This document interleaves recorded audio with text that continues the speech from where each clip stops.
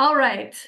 So I want to start off with a 10,000 high-level view of the past few decades of ESG reporting requirements. So in the 90s, there was in 1990, when the Greenhouse Gas Protocol was just starting to come about, some of the very first legislation was getting released and some of the frameworks were starting to get built around corporate responsibility. There was less than 20 companies in the 90s publicly disclosing ESG data. Today, there's more than 10,000 companies that are reporting globally. In fact, 90% roughly of Fortune Global 500 companies have set carbon emission reduction targets, and that's up from 30% in 2009.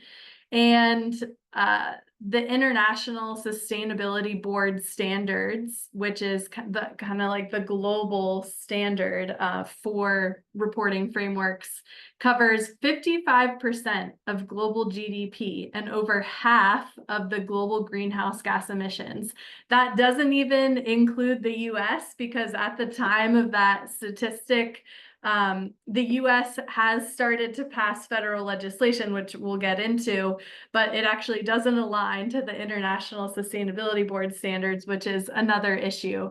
But yeah, over the past couple of decades, really the past 30 years, you'll see a lot of acronyms. I'm not going to get into all of that today, but just some of the big ones. In 1998, we had the Greenhouse Gas Protocol, and that's the global standard for greenhouse gas accounting.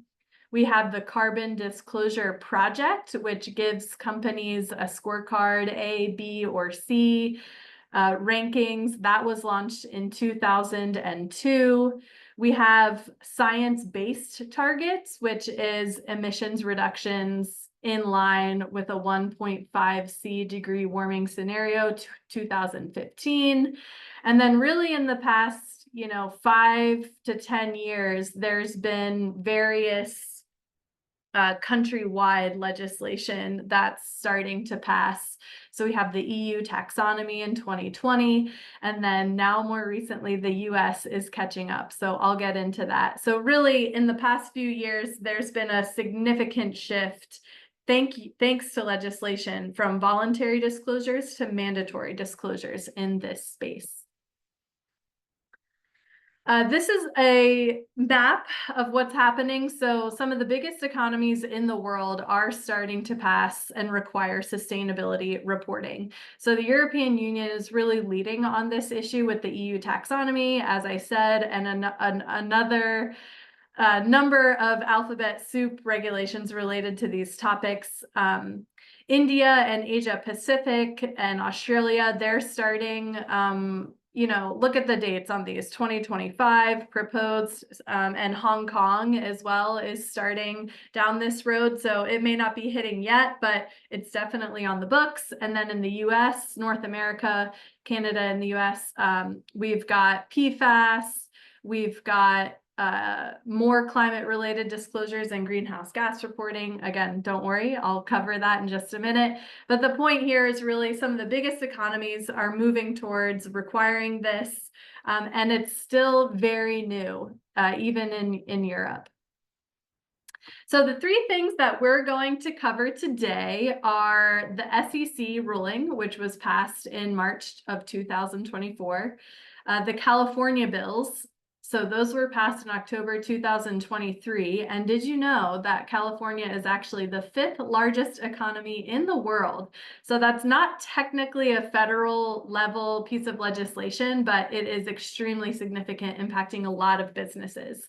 And then lastly, we're going to cover the Federal Sustainability Plan, Executive Order 14057, which was passed in December of 2021. And that's really driving a lot of change internally for the federal government and their suppliers.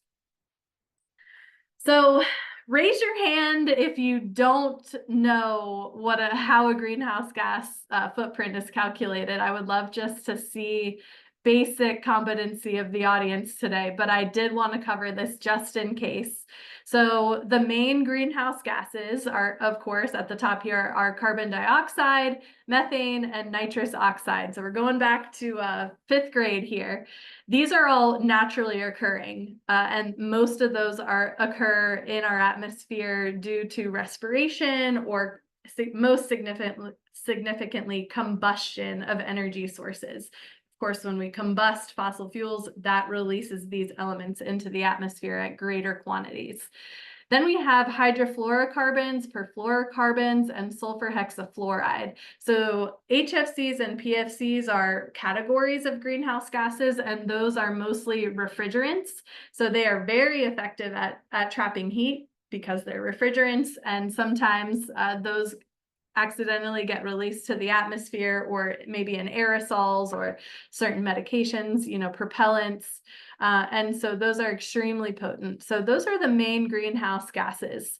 And the way a corporate greenhouse gas footprint is broken down, and this is from the Greenhouse Gas Protocol, is in 3 scopes. So think about your home. Your scope 1 is your direct emissions. If you have a natural gas stove or use natural gas for heating, or you have a gas-powered lawnmower, those are direct within site boundaries, on-site combustion sources. So that's your scope 1 direct emissions. Your scope 2 emissions are your indirect emissions. So this is basically all the electricity that you use. You may not be an on-site point of combustion, but somewhere in the general region, we're utilizing a number of different technologies to generate that electricity. And so that has emissions associated with it as well. Then for most companies, scope 3 is going to be the vast majority of your total footprint. So think about everything you've ever bought in your entire life, everything you've thrown away, how that got transported to your home, used, etc., and so on. That's usually 75 to 95% or greater of a company's total footprint. So the scope 3 is really everything else, your travel, your waste, your transportation, the services that you purchase. And so those 3 scopes is basically what we look at when we're talking about a carbon footprint. Okay, some other information. I already covered some of this, but I just wanted to cover a few of these acronyms for everybody's sanity here. Again, the Greenhouse Gas Protocol is the methodology for carbon accounting.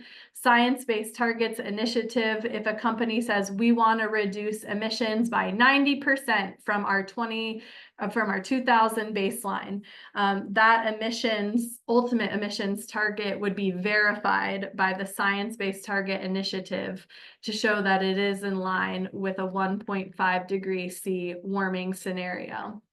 TCFD, or the Task Force on Climate-Related Financial Disclosures. So this is a framework through which it's not necessarily your greenhouse gas emissions, but if your supply chain or your operations may be impacted by climate events or climate migration or general supply chain issues related to climate somewhere else in the world, that's the leading governing body for those reportings.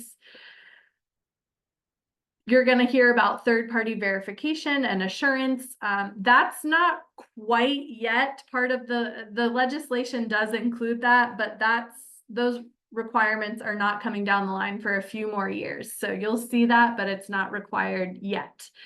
And then lastly, we have greenhouse gas footprint reporting paired with climate risk disclosures. So that's the general theme of these legislations. I'm not going to get into climate risk disclosures this month. That's actually going to be the topic for next month as we talk about resiliency through climate. But yeah, it's not just greenhouse gas footprint. You're also assessing and reporting on climate risk to your business. And of course, these all help investors make the best decisions and assess if your business is worthwhile, or, should we start moving our funds elsewhere? Okay, so getting into it, the SEC is the first one we're going to cover. So the SEC ruling impacts large accelerated filers as well as just accelerated filers doing over $75 million in business every year. So this is roughly 2,800 publicly traded companies in the US. What is the SEC ruling requiring? The SEC only requires scope 1 and 2 emissions, so your indirect and your imported sources of emissions there. It also requires your climate-related financial risks, as well as mitigations and adaptations your company is doing to address climate change. Some other information. Due to legal challenges, this ruling is actually in litigation as we speak through several sources. So some people sued the SEC because they think the SEC has no right to require companies to report greenhouse gases. Other environmental groups have sued the SEC because they thought, you know, it's because scope 3 is such a significant portion of anybody's footprint. You didn't go far enough with this ruling, and you're really doing a disservice to the climate crisis by only requiring scope 1 and 2. So this legislation has actually been paused at the moment. But at the end of the day, I really don't see that being a big impact to the general trend of, you know, the world is moving towards more climate disclosures and greenhouse gas footprint reporting. So even if it's not the SEC, if you're doing a business with a large company, other significant legislations like California, like Europe, are really driving this trend. And it's just been paused. I think it's going to come out on top in the end. But basically, the timeline for this is scope 1 and 2 greenhouse gas footprints would start being required in 2026 and 2028 for accelerated filers. I will check the chat really quick. Okay, great. More introductions. Great to meet you all. Thanks. Okay, now getting into California. So this was huge. This was passed October of last year. So these bills impact public and private US-based companies doing business in California with annual revenue of over $1 billion per year. So these are very large companies. As I said earlier, your Fortune 500 companies, 90% of those already have carbon emissions reductions targets. So it's now requiring, sorry. Let me get my slides back. So this is now requiring those businesses to do that, get that number up to 100% now. But anyone doing business in California or doing business with businesses doing business in California are going to be asked about your carbon footprint. So California is different from the SEC because it goes farther. It's actually requiring scope 3 emissions as well. So this is the piece that's really going to see the trickle down effect of asking about greenhouse gas footprints. Again, it's requiring climate-related financial risks, and this is for any company doing with over $500 million in business annually, as well as mitigations and adaptations. So we can see themes here. Uniquely, these bills also include penalties for companies who do not report. So it's a carrot and a stick kind of situation. So the timeline for the California laws is your scope 1 and 2 will start being reported in 2026 using the previous year's data. So 2024 is the time to start getting ready for this. And then 2027 is when the scope 3 emissions start coming into play. So that means their suppliers and the supply chains for these larger businesses.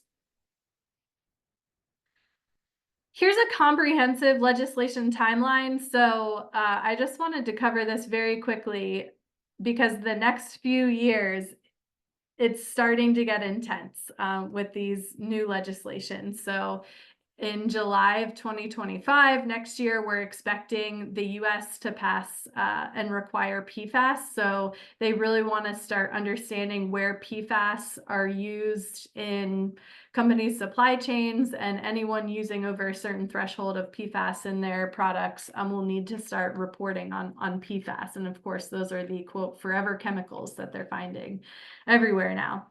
2026 is when the SEC climate rule will take place, as well as the California disclosures, and then scope 3 in 2027, as I mentioned.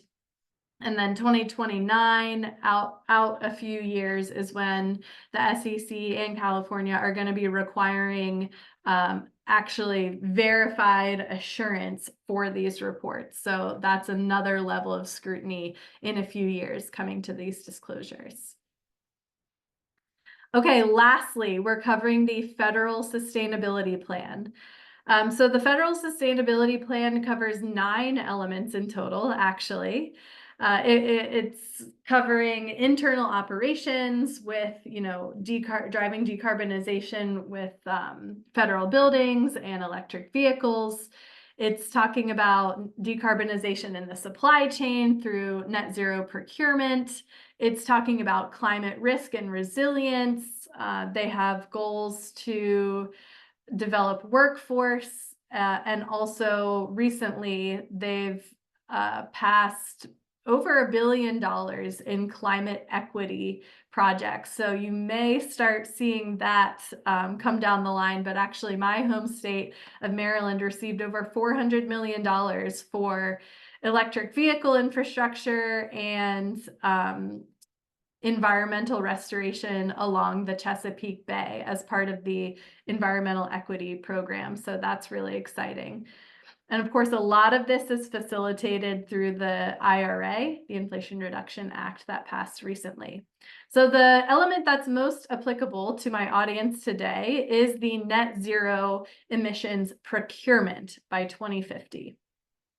So this really applies to federal suppliers and their supply chains.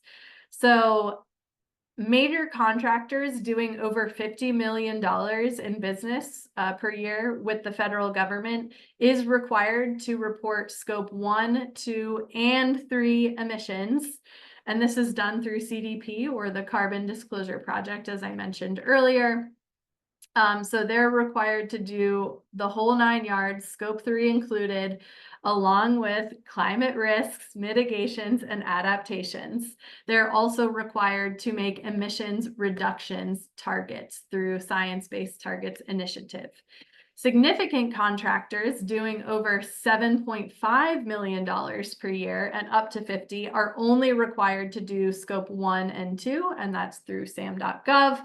They're not required to do climate risks or make emissions reductions pledges. So Alliant 3 is an IT branch of this, and so there's 3,500 points available for public disclosures of greenhouse gas emissions. So federal contracts are awarded based on points, and you can gain more points by doing more things, and sustainability is now part of that. The greenhouse gas emissions, so scope 1 and 2 make up half of that, and scope 3 makes up the other half. So if you're reporting those, you're going to get good points, at least in that one example. When we say disclose, yes, there's certain frameworks that you can use, but also, what we're looking for these first few years of implementation is companies who have sustainability reports and are publishing those sustainability reports so they're accessible to the public. There's other sustainability requirements or considerations, not just greenhouse gas emissions, but I'll get to that in 1 second. So the timeline for these, and again, it's kind of like a Venn diagram. This one has California, it doesn't have the SEC on it, but this one is California and the federal sustainability plan. So 2025, again, next year is going to be a big year, is when folks are going to start collecting their greenhouse gas emissions data. 2026 is the scope 3. So if you are a supplier to these companies, you're going to start getting questions in the next 1 to 2 years about your footprint. Again, we have California, and then in 2027 is sort of the global come back together and see how we're doing on the Paris Agreement, which was, of course, keeping global warming below a 2°C level. So that's going to be the 5-year revisit of how we're doing on the Paris Agreement globally. Okay, and lastly, for federal contracts, you will get bonus sustainability points.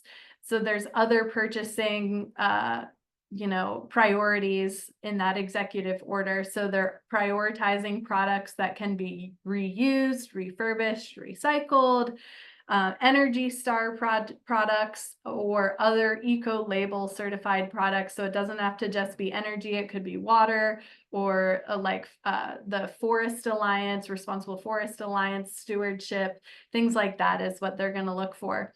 Products that do not contain PFAS, perfluoroalkyl substances, and reduce and phase out single-use plastic. So see, these are some of the other sustainability related highlights that the government is looking for.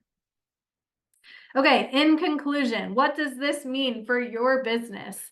It may still be 1 to 2 years before your small to mid-sized business actually starts getting questions from your customers on these topics. That being said, the time to prepare is now. We know that it takes a few months at least to get new business processes implemented. And the quicker you have your data in line and someone managing this for you and publicly disclosing, it's not just the right thing to do. It's not just going to help you win federal contracts, but it's going to help you gain competitive advantage in general.